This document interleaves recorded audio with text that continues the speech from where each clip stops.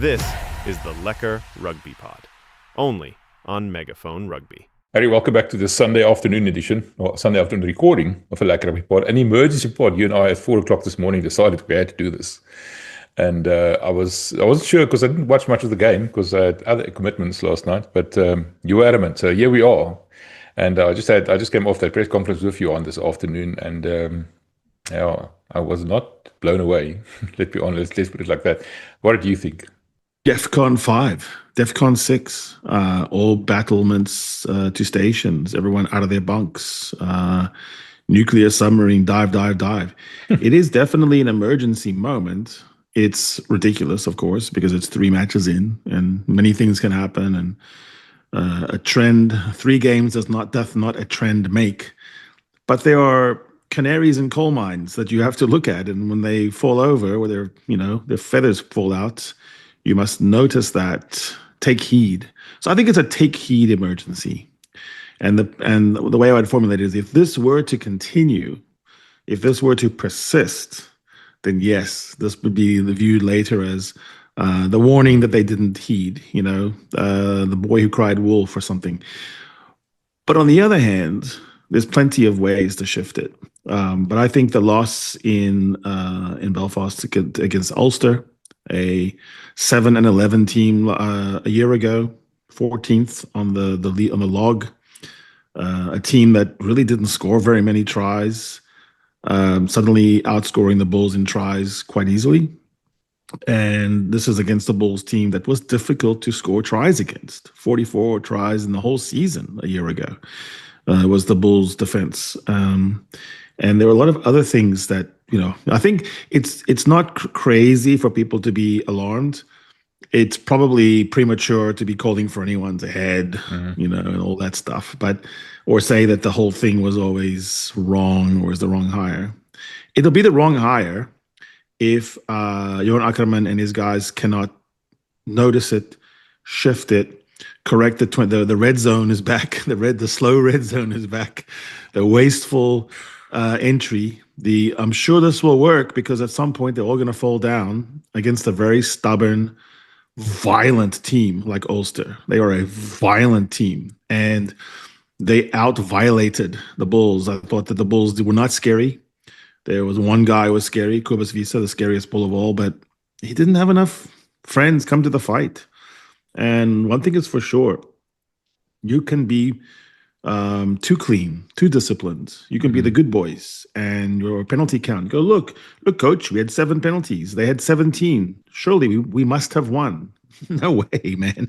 Rugby's not that kind of game. If you take in isolation any one stat, it can actually be a minus. My hypothetical would be here.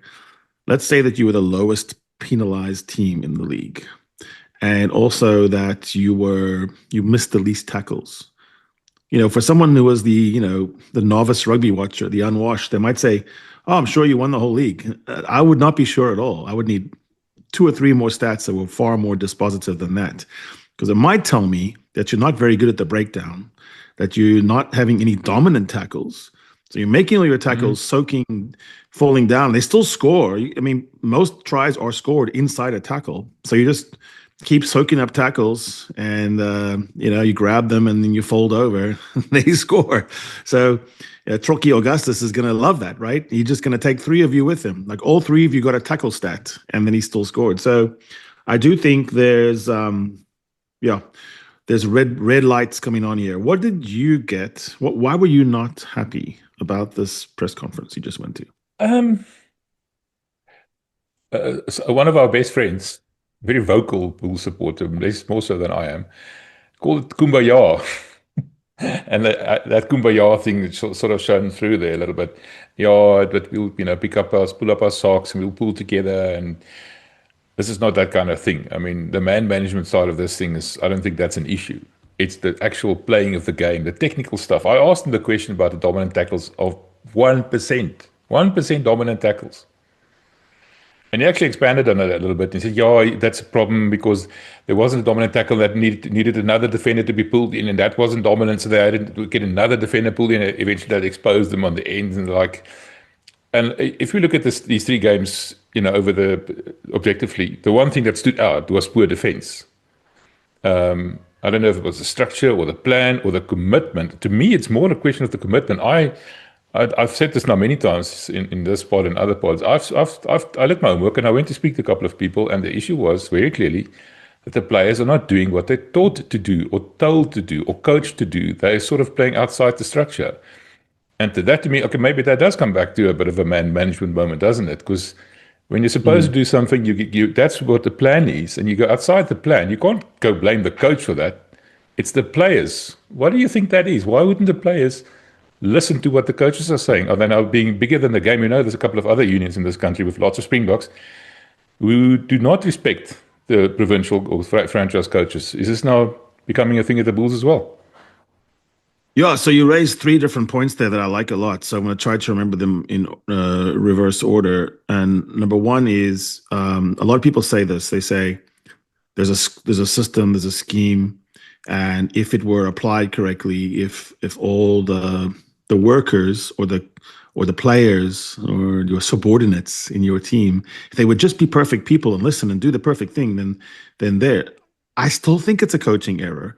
If you have a system that people have a hard time doing, or if my players are not committed, that's still on me, because there's another coach who could get something different out of those same players. We can see that in abundance. We can see when new coaches come in with the same players and suddenly they're more committed. Why? How does that happen? So it's not just I want perfect people. You're not really a leader. Then you have to be the kind of leader you can give anyone to. Give me anyone, and I'll make them 5% more committed. That's the Jacques Minaber sort of calling card. He would say, "Throw me in everywhere I go. You will see a more Ninaberized group of people who have fire coming out of their noses and ears."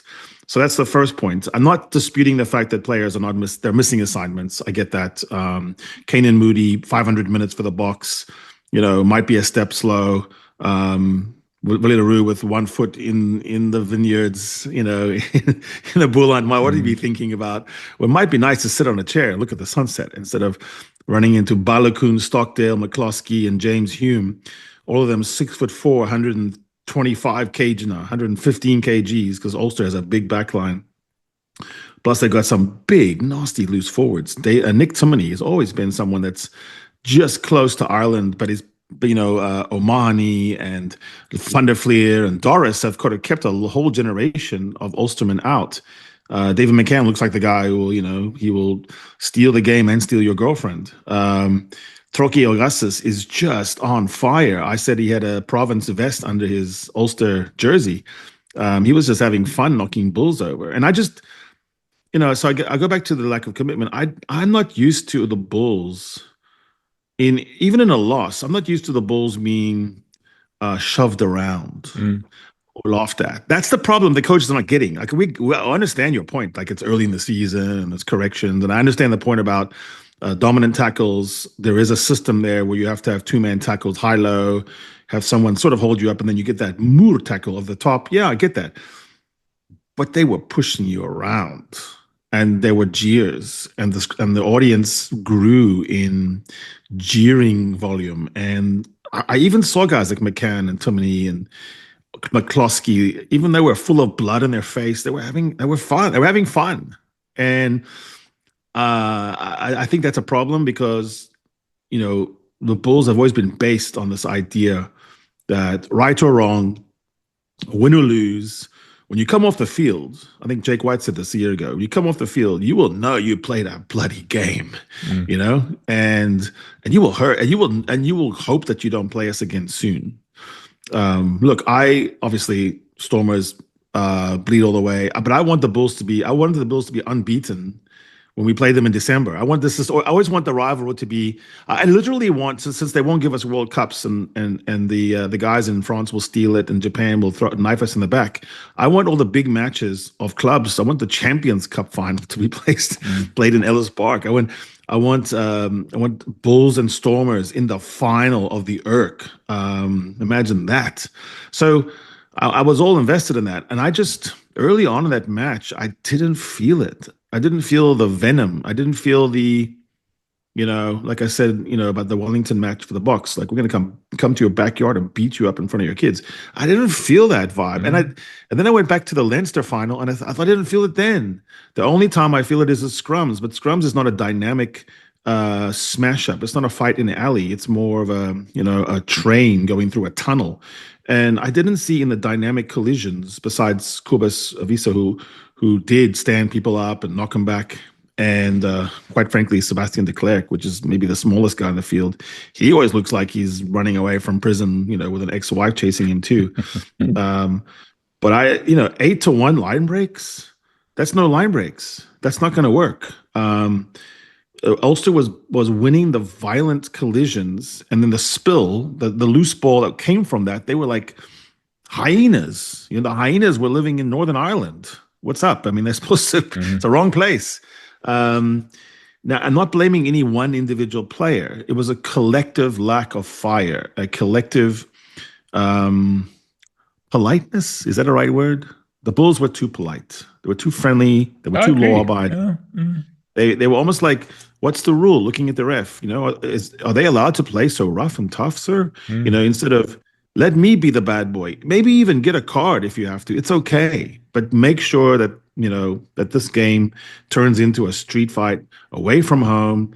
It's going to be like this. Ulster is the easiest team in the whole league to prepare for because they never do anything other than exactly this, and they're damn good at it. Yeah. They're good, and now they've added Trocky, so now they're going to be better at it. They added Angus Bell. He wasn't on the team, but he's a heavy carrier too. Next time the Bulls play Ulster, this has got to be corrected. And the first thing is you have to make sure that who the boss of the pitch is.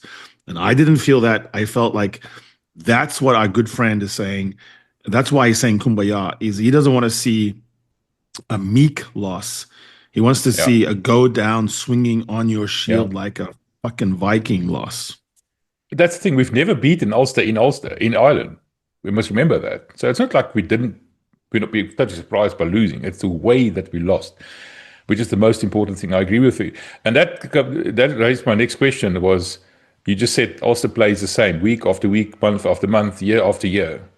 That means you can prepare for them. You have to have plans worked out and everything. Now we get back to the plans. And I want to come from a different angle. Another question I asked you on. You had half an hour of the Springboks in between the return from New Zealand going to the Argentina camp. Was it really a clever move to bring all of them back in one game? Andre Pollard had 2 sessions. He's going to play one game, coming back for the birth of his son or his child this coming weekend, I think. Was it a clever move? I mean, his answer to that was, but we kept the game plan simple so they can slot in easily. So number one, did you plan for your opposition, and could your opposition, see what you were going to do by bringing all these new players and going to keep it simple, which made you easier to read as well? Isn't that the thing? No, that's an excellent point. I actually hadn't really thought that through. I suppose every coach would be tempted to bring back Pollard because he doesn't just bring his individual skills, he would bring the leadership. Keenan Moody is in a rare, not rare, but he's in an incredible run of form. And on his day, he can shift a match. Vessels, Vilko. These are these are individually going to be grading out by far the best of the Bulls squad. So I suppose I see it. They've also been in, in Britain. So there they are. I don't know. I suppose I understand it. I mean, I have a hard time second guessing that as much as other things. So for me, it's the Bulls look slow. Harold Forster has never come back properly from that injury. Stradivarius at the wing, as I call him, the world's largest violin. I don't know if he doesn't have a burst. I mean, he's like a really quick prop out there, which I like. It's fun to see him bowl people over. I guess he had some aggro, but rugby is built on if you can have little slivers and you can have a little bit of a bouncing ball here and there. If you can have speed, just raw speed. Max Jorgensen for the Wallabies, Will Jordan for the All Blacks, our Lackerbacks, just those little moments where you think if Kurtley Arendse has a sniff and he gets the same mini break, he turns it into a real break. And then you have a support, Embros Papier, on his shoulder, and then you run away. He scores easy tries, so-called easy tries. The Bulls had to work so hard. They were playing like Ireland. I mean, the actual national team, Ireland. So many build-ups, so much boom, boom, boom. Don't infringe. Be very clean at the rock, man. Stop being so clean at the rock. Come like with your whole posse. Roll 5 wagons downhill on top of someone to clean that rock and make sure you get it clean. Because the only way you can, if you're going to go into the red zone every time and you need 13 rucks to score, that's a lot of ruck resource, and which means you have to be violent at that ruck. And so you look at the penalties in the league and you see where penalties occur. It's almost always on defense, so it's almost like a 7-to-1 ratio. And the ERC has some really nice tab stats, penalties infringed whilst on attack, whilst on defense. And so it's an attack-orientated moment in rugby. All the leagues are trying to go that way. Just look at the scores right now. So if you're just going to be very conservative and try to be very clean at the ruck, and then stay in the red zone for a long time, and sort of have this feeling, which I think the Bulls had in the first half, if we just stay down here and we just punch it in there to the corner, sooner or later, Henderson will, not choke, tackle, and sack them all. Sooner or later, Timoney will stop being tough. Sooner or later, David McCann will stop smiling at us while he, tackles us. And none of that happened. Trocky got bigger. Timoney got, even more cocky. And McCann was smiling even bigger. And even the guys who had bloody faces, they were having a laugh. So I just felt like it was why it's hard to beat Ulster at Ravenhill in Belfast on a springy track is they absolutely know how they want to play. They view it as being their backyard. They view it in Belfast in general. Like, look at the Ryder Cup, how Rory McIlroy responded to that shameful, disgusting over-the-line abuse that was being hurled at him. They just get tougher, They've got a 400-year history of not fitting into either side, not Irish enough, not British enough. It's a place where, police will tell you it's a tough place to police. And I just think that they have a really intimate connection with their crowd, with their people. I like them. I like Ulster. It's one of my teams I like to follow. They have a tremendous South African connection too. Johann Pienaar is, I think he's a patron saint. Marcel played there as well. Marcel could see, I remember. Yeah, and if you look about the players who played there, you'll see which ones the Ulster men liked and how they fit. It's almost like you can see which South Africans played in Ulster for a long time, and you'll see that they're just tough guys. They don't talk a lot. They're not, they're not the same as the guys down in Dublin. So I think the Bulls played into their hands and picked a slow team in the midfield, slow team on the wings. Sebastian Clerc is one of those guys who looks quicker than he is. Probably he's deceptively slow, maybe, but he was the quickest one out there. So I'll put that. So he was not the problem. Seb was great, and I love the way he plays. But there's just team speed, average speed. Like, put all the speeds together, and you're running up against a pretty slow back line on their side, but it's big. Balogun, Stockdale, McCloskey, Hume, they're all the same size as McCann, Timoney, the flanks. The flanks and the backs are all the same size. So they can just keep loading and running at you. And in that moment, I actually, instead of just, I wanted us to see the Bulls come on strong in the beginning, but then go to the speed late, if that makes sense. But instead, it felt like the opposite.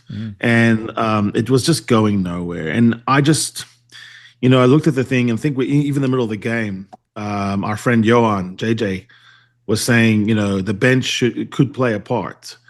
By the time there was 20 minutes left, the game wasn't really, did you feel like the game was really on? No, I felt like it was over. 40 minutes to 56. The minute was over. Game is over. It was over. Yeah. And when does that happen for the Bulls ever? Except, you can almost remember each time that happened, right? Leinster. Yeah, fine.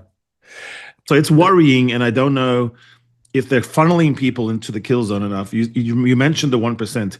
To put that in context, all the other South African franchises, even the Lions that aren't playing that well, are getting 1 out of 10 of their tackles are classified dominant under the stats. Which is 10%. And that's it. Bulls 1%. It's a shocking And when you statistic. compare 10% to 1%, I don't know, you have to wake up. Like something is very, very wrong there. And I went back to 2024 to see, was that the case a year ago? No, the Bulls had very good dominant tackle stats.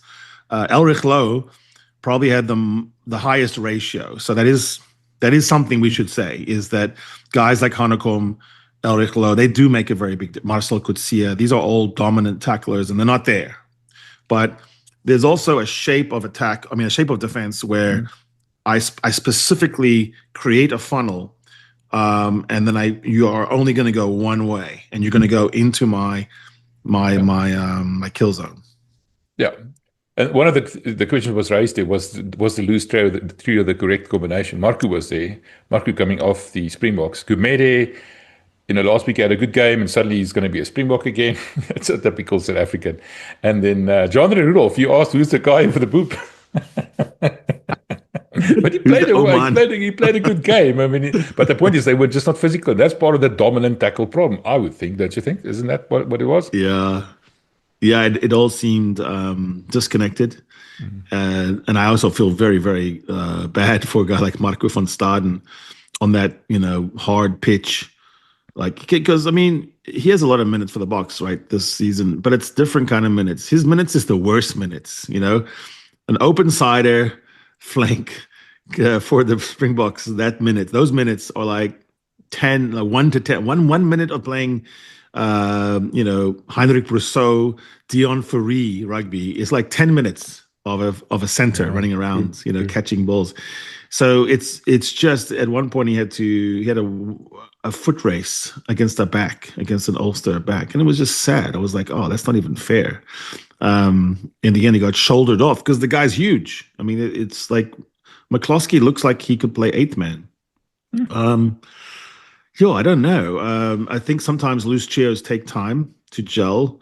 And there's a great stat in the NBA where they don't just take a plus minus of every minute that, free substitution. So it's actually interesting.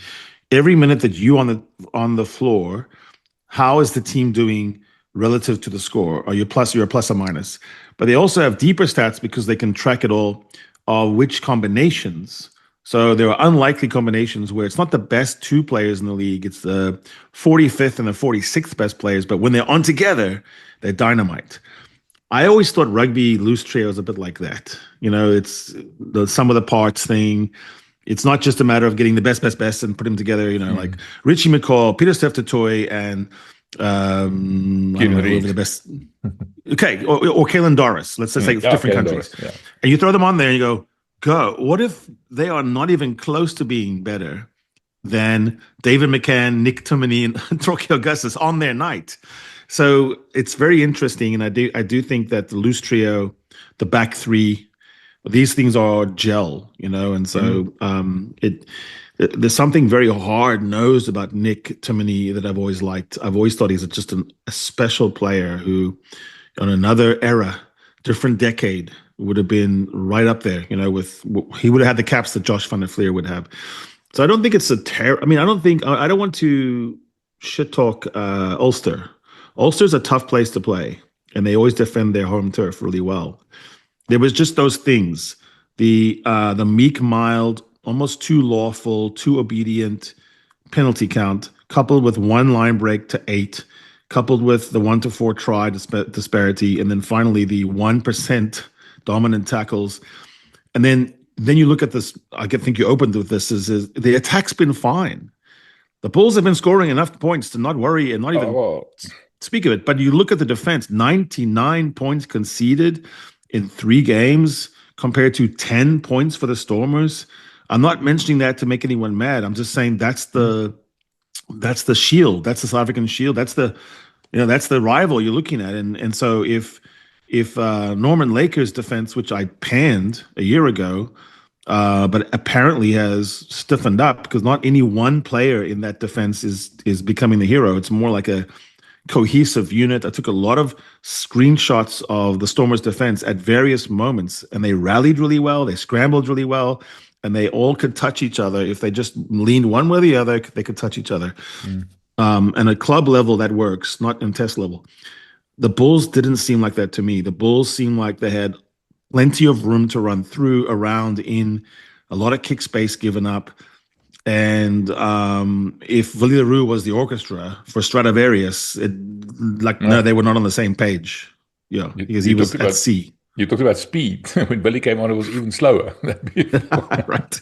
I wanted to ask you two questions, two more. The one was, you mentioned it just now briefly. We conceded 99 points, but what saved us in the first two games, and we got 2 bonus points, we were actually atop of the lock going into this weekend, was the fact that we scored so many tries. And we talked about this with the Springboks as well. Yes, you can score so many tries. You can score 3 tries, we don't mind, but of course we'll score 6. But suddenly, this was gone this weekend. That, number one, I think cohesion played a big role there. And Johann also mentioned that they had 11 red zones, I think, from entries, if I'm not mistaken, but they had 1 conversion. And you went last year when we had a big spat with Jake. I don't know if you remember. You talked about converting red zone entries into points. What changed? Do you think it's just that cohesion thing that the guys are not used to playing for the Springboks? I would have, if I was Johann, be honest. And we've jokingly said that some of us shouldn't be coaches there, but keep the Springboks out of it. Give them a time to rest. Build this team, build the momentum, and when they come back and they can be back for a sustained period of time, then blood them a little bit, because I think they gave up so much cohesion here.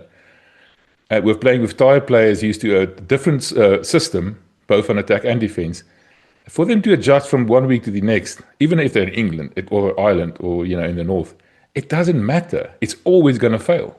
I mean, that to me is a coaching failure.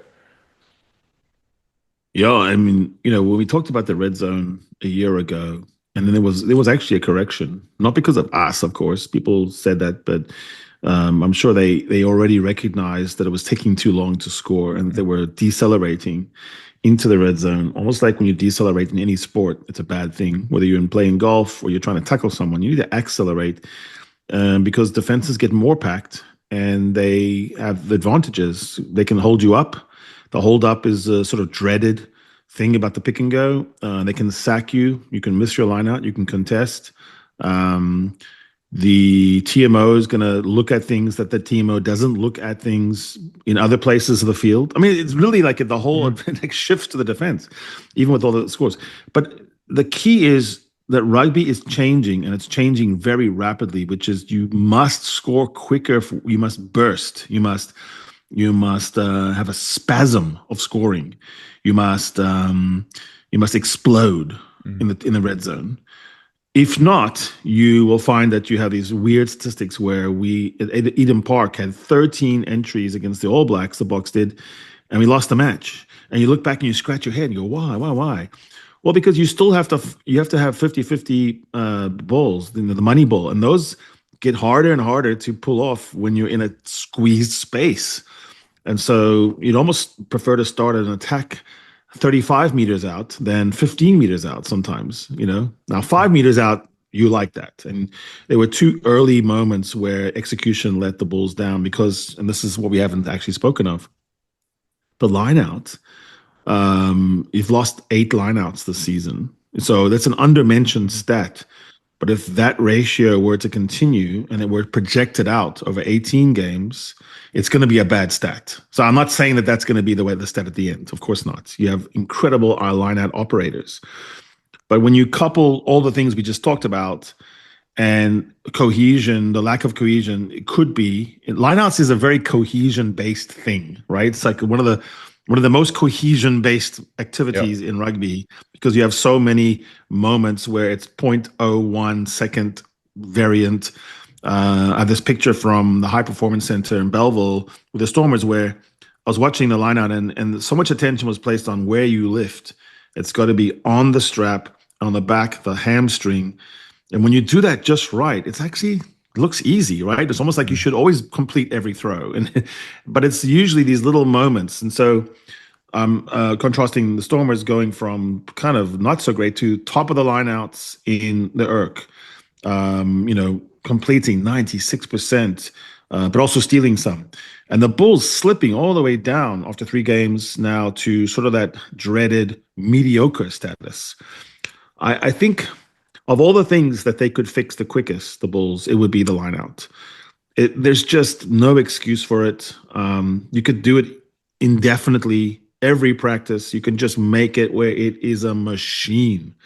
Height, calibration, trajectory, all of it, throwing with your fingers, not your palms, grabbing hamstrings. There's all kinds of very specific things you can do. There's that. The second thing is the fire part. I actually disagree with some people. I do think that in a space of a week, you can be angry and that anger can work. There is plenty of evidence for that in a collision sport, and feeling, I don't know, like feeling embarrassed, and feeling like the world is against you. Argentina, good example. Yeah. So I think the Bulls. I think we should not judge the Bulls coaching group so much for Ulster. I think we should judge them for the next thing. I think the next thing is actually more interesting because now it's very identified exactly what needs to be done. And you want to see some dominant tackles. You want to see people with fire coming out of their ears, that's what you need. Okay, this is the last question I'm asking. You're the new coach now. You've been thrown in the deep end, literally, with no notice. You landed from on the plane from the under-20 tournament in Italy, walking straight into a director of rugby job at the biggest union probably in South Africa, maybe close to the Stormers. The most successful South African team in the URC. You had no time to prepare. You had no time to strategize. You had no time to pick your coaches. You had basically a hospital pass. Let's call it what it was. So the first 3 games did not go that well. And then you get in a WhatsApp group, a WhatsApp sent out to everybody that lives, from the president of the Bulls saying the following: arguably our worst performance since joining the URC. Terrible effort, not interested and disconnected. We've now conceded 14 tries in just 3 games. We need urgency and intensity ASAP. What do you make of that as the new coach?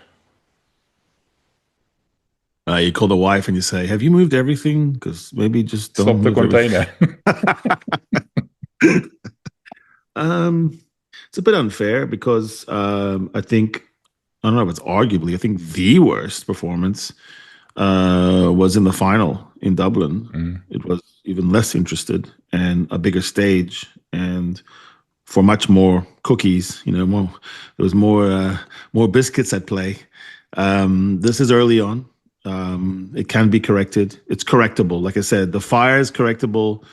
If you don't like the people you're working with as assistants, you can change. There are people that you can work with more. If Ackermann's not the most technical guy, then you can get more of a technical guy in there. And then on lineouts, for example, you can fix a lineout. I mean, the Bulls have about 17 locks. So, pick the guy, they have the Springbok lineout caller. Andre Pollard's not going to have that bad a night for a long time. Same for other box. That being said, I wouldn't want to undersell the fact that when you get that WhatsApp message and you see it, it doesn't really matter what I just said.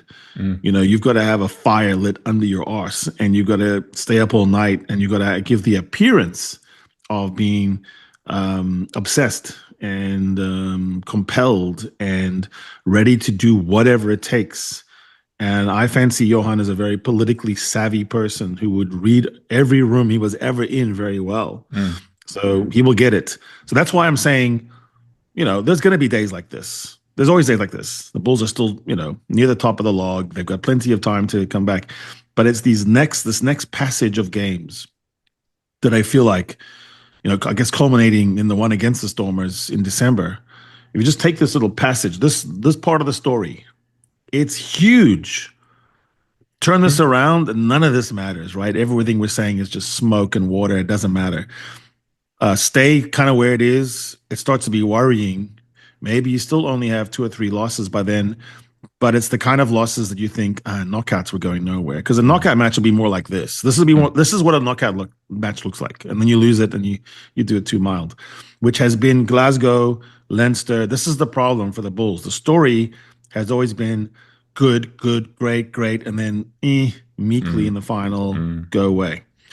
So if Ackermann is going to be a point of difference, he would have to show that in this moment he can react almost like if this was the final, the league game, and then now he went to knockouts. Treat the next match like it's a knockout match. Yeah. and do everything you can do, even use the words and say that it's a no option, must win, win, but win brutally. Yeah. Like win the way that a knockout match would be won. Like By if the that makes Bulls. sense. By the Yes. Bulls. The way the Yes. Bulls play. I agree with you. Yeah. Sorry, I keep saying last because something just came up while you were talking. You compared the Leinster game to this game, and you said arguably the Leinster game was worse. And everybody blamed Jake for that Leinster game, for saying if you had better players, blah, blah, blah, blah. Now we're seeing exactly the same kind of performance, but with a new coach, with a new broom and everything else. Doesn't that maybe point at a deeper problem, a different problem than just the coach? That's an excellent observation and sort of scientific. And we should be very precise about our words about the end of the Jake era. It was never just as simple as Jake bad, players good, and assistant coaches, amazing. There's always, in every relationship that goes south, goes sour, even if you really think you were the one that was victimized and you were the good boy and they were the bad boy, it's never really quite that simple. So there's been a problem for a while, and I don't think it was that the entire shape of that problem had Jake White's name written on it. Now, I do think, and I pointed this out, and hopefully this is fair, and Jake would, not hate me for it, is that his adaptation, the speed with which he adapted to the new realities of generational communication styles, etc., and my hat being on backwards, I feel like he got distracted by that. And it's a reality. Like, you just have to deal with how people are when they're 23 nowadays. They're different. And so, again, I'm back to the whole idea. If you say you can only manage perfect people that are domesticated to your way, then you're not really leading very well in today's world. You have to be able to stretch and straddle. And I'm not saying that he was in the wrong all the way. I'm saying that was a contributing factor. But then you take Jake out of it, there's still something. And what is that thing, right? So that's the thing that you're talking about. Yeah. I don't know. We just did an episode where we talked about happiness and the idea that happiness is a thing you can hold and you can nurture, if that makes sense. There is something not quite as happy at Bulls HQ, Bulls, fucking the laundry room, Heartland, the cafe. I mean, talking about everything. There might be just an overarching cultural shift that needs to happen there, and I can see why Ackers got hired, because if you think of a guy who's politically savvy, who hears people, he's a good listener, a good communicator. Our friend Johann might call it kumbaya, but I can kind of see why that might have been the recipe. But rugby is still a hard-edged game. And you still got to find a way to please the fan base and let the players play the way they like to play. In a way, it's a two-way street. There's something there you have to make sure you get. And if the Bulls got pushed around, if that became the thing, it doesn't fit. It doesn't fit the Highveld. It doesn't fit Pretoria. It doesn't fit how you guys think about yourselves. It doesn't make sense. No. It doesn't compute. Yeah. And it doesn't even look like Johann Ackermann. I mean, he looks like someone who would absolutely get that. He's the hugest rugby coach in the world. He can probably bench press the most. So where is that kind of tapping into that fire? The players look tentative. The players look like, are we allowed to smash someone instead of just going in? And I'm not talking about Kubas at this point, or Marco, but there are players out there that look like they're not wanting to make an error. This is terrible in rugby. If you're thinking about not making an error, then you're making an error right then already. You're about to make an error, and you're about to get hurt too. You get much more injured when you're trying not to get injured. So, that's it. Okay, I'm just going to say the following. Jon, I think we talked about Razor Robertson having his hands tied behind his back when we spoke to Martin Devlin. I think large degree we have to be honest and say Jon's got the same situation. Went into this ERC, like I just explained to you, basically hospital pass, lots of injuries. Most of his good players out of the Springboks. He again mentioned the thing of the lack of contact in the preseason, that the players are not used to contact anymore. I still think, contrary to what most people, I think Johan needs to be given a chance. He needs to be given time to settle down and for the game plans to kick out. And I think he must stand up firm and be his own man. And this kind of WhatsApp that I'm referring to, maybe use it as an incentive or a bit of a motivational tool. But the point is, he needs to be his own man in Bulls land. Otherwise, he's going to get eaten up and spat out, I think. Anyway, Harry, thanks, man. Sunday afternoon emergency pod. That was good. Appreciate it. Cheers. This is the Lekker Rugby Pod, only on Megaphone Rugby.